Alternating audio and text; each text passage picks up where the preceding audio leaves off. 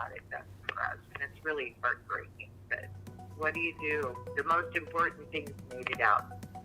A massive wildfire near the Canadian border is forcing hundreds of people in Washington to evacuate the area, and at least a dozen homes have been lost. And overnight, it grew to 11,000 acres. Plus, here's the view outside as we kick off our Friday morning. We'll be talking about dry weather that remains through the weekend, but a breeze for your Friday. Washington Governor Jay Inslee says we need to realize we are far away from success when dealing with COVID-19. Well, we'll break down what our local data says by the numbers. Somewhere over the rainbow, bluebirds fly.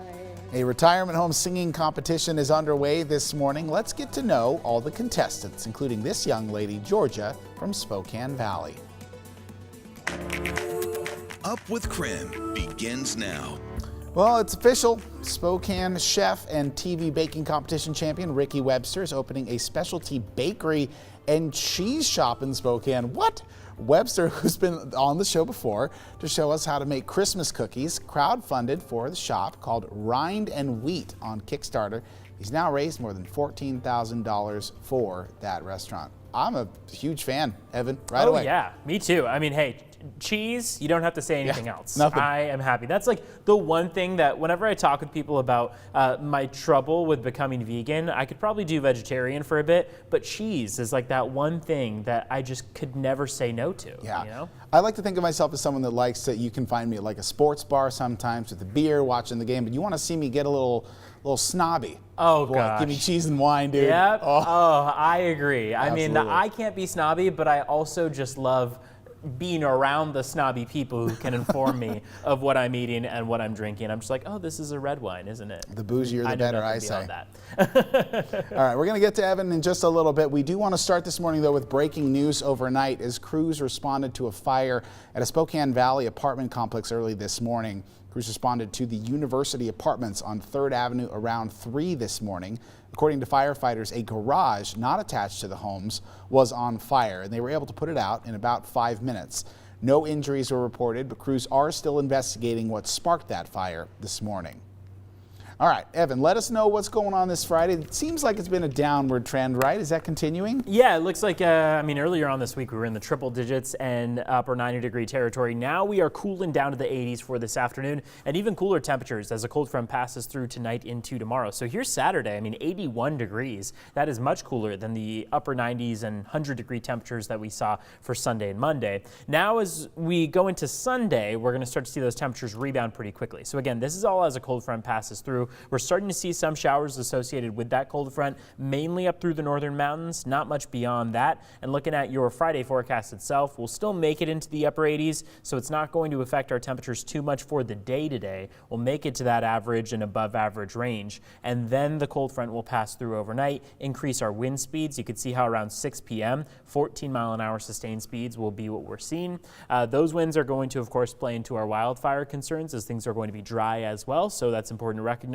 It also could bring about some choppy waters across our area, lakes and rivers. So important to recognize. We'll go into more detail in just a few minutes. But for now, Joshua, I'll send things back over to you. Thank you very much, Evan. We have other breaking news that we are tracking for overnight as Spokane police confirmed a small pipe bomb was found outside of Sacred Heart.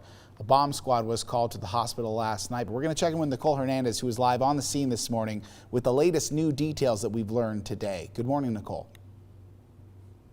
Joshua, so this morning Spokane police was able to tell us that they figured out exactly what it was that device was that was outside of Sacred Heart yesterday evening. So they told us that was actually a pipe bomb. Police say it could have injured a person if it went off close to them.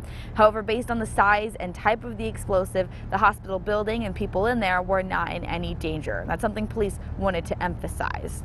Now, they were called out to the hospital last night around 7. According to Spokane PD, someone notified hospital security of the device outside the emergency room entrance, and police described it as cylindrical and small enough to be handheld.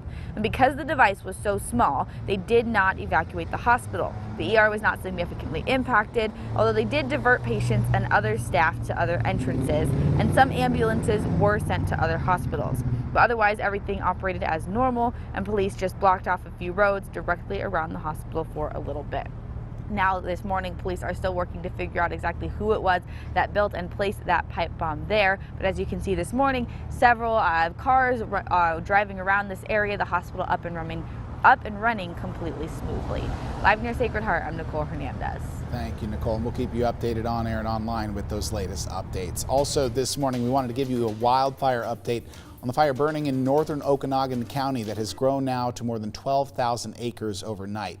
Level 2 and Level 3 evacuations are in place this morning for the Palmer Fire. The wildfire is burning near the Canadian border, about 7 miles southwest of Oroville, and it's forcing hundreds of people to leave their homes. According to the State Department of Natural Resources, 30 structures have been lost so far.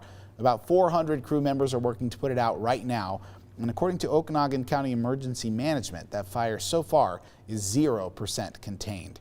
Level 3 evacuations are in place for Wanacott Lake Road from Washburn to Ellamahem Mountain Road. It's also for Totes Coulee Road to Chapaka Road along the Loomis-Oroville Road. So Level 3 again means get out now.